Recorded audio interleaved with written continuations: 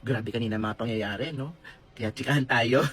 Pero bago tayo magtsikahan ha, bigyan muna natin ng title yung mga pangyayari kanina. Diyan sa comment section. Sampulan ko na kayo. Ako, ang title ko dyan, eto nang mapasok ng bato ang Senado. At eto na nga, dahil nga sa hindi nila naharang si Bato, ayan, nagkaroon na ng pagbabago sa liderato sa Senado. At alam nyo naman, kapag nagbago na ang leadership sa Senado, ang laki ng disappointment ni Tito Soto kanina, no? Parang bitter na bitter kanina kasi na wala na yung bulaga sa Senado. At dahil nagkaroon ng malaking pagbabago, most probably, hindi na mai-impeach. Most probably, hindi ko sinabing eksakto mayento na hindi na siya mai-impeach siya. Most probably, mas mataas na ang chance na hindi na mai-impeach si VP Sara Duterte. Ano bang ibig sabihin nito? Ibig sabihin nito, tuloy ang botohan at eleksyon sa 2028. So kung matuloy man yung impeachment proceedings na yan, ano bang magagawa niyan? Okay, para sa akin ito Para sa akin, mas gusto kong matuloy yan. Sa akin lang naman, huwag kayo magagalit Kasi ganito, di ba marami pang undecided voters? Di ba siniraan si VP Sara sa House of Representative na hindi niya nasagot, na hindi man lang niya napangatwiranan. Pero pagdating dyan sa Senado, sisiguraduhin ko sa inyo, baka umattend o baka talagang a-attend si VP Sara dyan. Alam mo kung bakit? Kasi mas komportable na siya dyan. Pati yung mga abogado niya ngayon talagang mapapangatwiranan na at mapapatotohanan na yung mga kasinungalingan na pinagbibibintang sa kanya. Siyempre, tayong taong bayan, manonood tayo, di ba? Siyempre, yung mga undecided, makakapamili na kung kay VP Sara sila o doon sila sa kabilang parlor. O anong magiging matik na resulta niyan? Malamang tumaas ang rating ni VP Sara lalo. Ano ngayon ang mangyayari kapag tumataas ang rating ni VP Sara? Na nandoon sila sa HOR na pilit nilang ginigiba yung rating na yan? Mangangati ang puwet ng mga nasa HOR at magkakalampagan na yan. Magi-scatter na yan. Uy, di ba games yun? Magi-scattering na yan, magwawatak-watak na yan. So ano ngayon mangyayari sa sa House of Representative? Ayun, yung mga dilawan nagparaparada. Ibong mga ilayang lumipad. Ay, parada na sila kasi alam naman nila na magwawatak-watak na sila. Ang lungkot ko nga dahil inaasahan ko na yung tiyang ko ba yun, boboto siya ng no. Pati yung si Kamanggagawa, nakabago-bagong naging di ba? Naging representative, Skuday, bumoto din ng yes. So tandaan natin 'yan Oo, ang dami ngang naririnig ko, ang dami nga nagko-comment doon sa mga pictures niya mukhang pera din naman daw pala.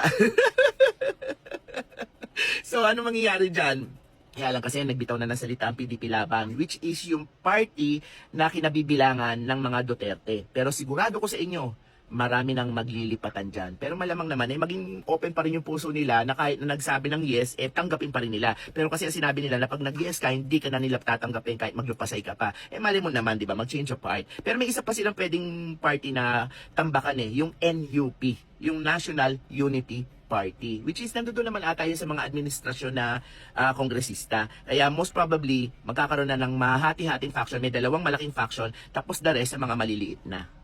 Kaya lang guys, eto I should warn you. Kahit na nagbago na ang liderato sa Senado, kasi imposible naman kabago-bago lang, tapos biglang baguhin ulit nila kinabukasan, di ba? Hindi natin sigurado kung matutuloy ang eleksyon sa 2028. Kasi ang kapangyarihan ng House of Representative ay medyo meron pa rin naman. Majority pa rin naman sa kanila ay BBM o administration. So marami pa silang pwedeng gawin. Ano ba yung isa nilang pwedeng gawin?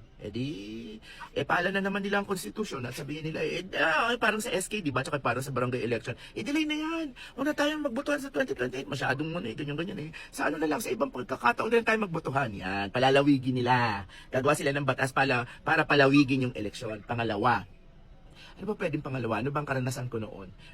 Sige, eto naalala nyo ba? Noong panahon na yon, yung sa senior, kay Marcos Senior, kaya nag-declare ng martial law noon kasi unang-una nagpasabog ng bomba sa Menjola. Pangalawa, inambush ko si Enrile. Kaya nag-declare ng martial law noon. So may pangatlo pa siguro, tsaka pang-apat. Pero sa inyo na yan bahalang mag-isip kung ano ba yung pwedeng maging pangatlo at tsaka yung pang-apat. Pero alam ko, marami pa silang paraan na susubukan para wag lang matuloy ang eleksyon itong 2028. Pero grabe naman kung ipatigil na nila si VP Sara, sobra naman siguro. Ano yan, bagong Ninoy Aquino? Grabe ano naman ba ang pwede mangyari kay Senator Bato?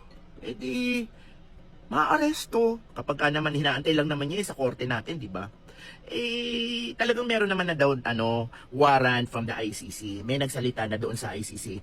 Nakakaasar talaga na isang banyagang bansa ginagawa sa atin yan. Dahil sa kagagawan ng... Alam nyo na, yun nandiyan sa Senado kanina. Antay natin, no, kung ano mangyayari din sa kanya. But anyway, paano nga ba pag naaresto? Di ba kanina, may nabanggit na si Senate President Cayetano. Ang sarap banggitin, no? Na ang sabi niya, baka gumawa sila ng means and ways na pwede pa rin makaboto si Senator Bato regardless na absent siya.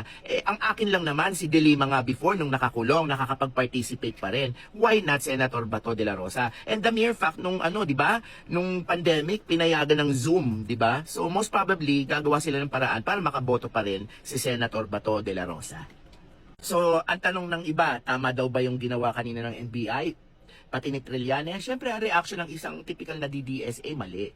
Pero sa akin, ang reaction ko, overkill. Grabe naman, ang OA naman. Tapos isa pa ha, biruin mo na wala na sila ng paggalang sa Senado. Ang Senado ay parang sagradong lugar yan eh. O pagpasok mo pa lang dyan, kailangan may decorum ka na. Ang bawat kilos mo, may parang numero. Hindi pwedeng basta-basta ka na lang magsasasayaw doon, makikengkoy ka doon. Hindi pwede kasi ang Senado ay isang sagradong lugar na pinangangalagaan mismo ng institusyon na kinatatayuan yan. Kaya hindi ka pwede basta-basta na lang yung senador, pipigilan mo makapasok, tapos ilalabas mo, hatakin mo, makikipag-wrestler ka, makikipag-abulan ka. Hindi pwede yung ganun. Bad yun. Oo. Kasi that is very unbecoming. At saka, naku, Diyos ko. Tapos dagdagan pa na nandoon nga yung isa. Sa bagay, sabi niya, kaya lang naman daw siya nandoon kasi hinamon daw siya ni Bato. Just the same, hindi niya na rin inisip na parang siga-siga siya doon. O ito na, meron akong warrant. Ganyan-ganyan, ganto-ganto. So, parang ang tingin tuloy ng karamihan ng tao. Sabagay, meron pa rin namang nakita ko, ang dami namang troll na kumampi sa kanya doon sa isang post eh. Siguro kalahati or 3/4 troll. Pero ang tingin talaga ng mga tao, parang, sino ka ba? Hindi ka naman na Sabi, buti nga ginalang siya ni Cayetano na kapag ex-senator, welcome pa rin. Pero kailangan huwag manggulo. Kaso nga, di ba, kaguluhan yung hinanap niya kanina. Kaya medyo hindi talaga sila in-entertain ng Senado. Kasi alam niyo yan sa mga ganyan, sa mga institusyon na ganyan, kahit pa sa Congress, may yan eh. May dapat na proseso kung may aarestuhin ka. Dapat nakikipag-coordinate ka. Pero ang bali-balita kasi na pinakain pa nga daw ni Senator Tito Soto yung mga NBI agent sa kwarto niya o doon sa kanyang office. So parang siguro ang feeling kasi nila coordinated na sila sa Senate President, parang feeling nila kaya filatom na sila. Hindi naman nila alam na nagkaroon pala ng kudeta doon sa loob at napalitan yung liderato. So kung mapapansin nyo, parang yung mukha ni Tito Soto kanina hindi mapinta-pinta, di ba? Parang paano na yun? To summarize, another popcorn. Handa-handa tayo sa mga pwedeng mangyari. May karanasan na tayo kay Marcos. Oo, yung snap election dati. Oo. Kaya medyo naninilikado pa rin at marami pang pwedeng maganap sa ating bansa. Sobrang mga unless na lang kung maawa na talaga si BBM sa atin. Kasi Diyos ko, parang awa mo na. Parang gano'n, di ba? Lubayan mo na para maka-move on naman lahat. Grabe.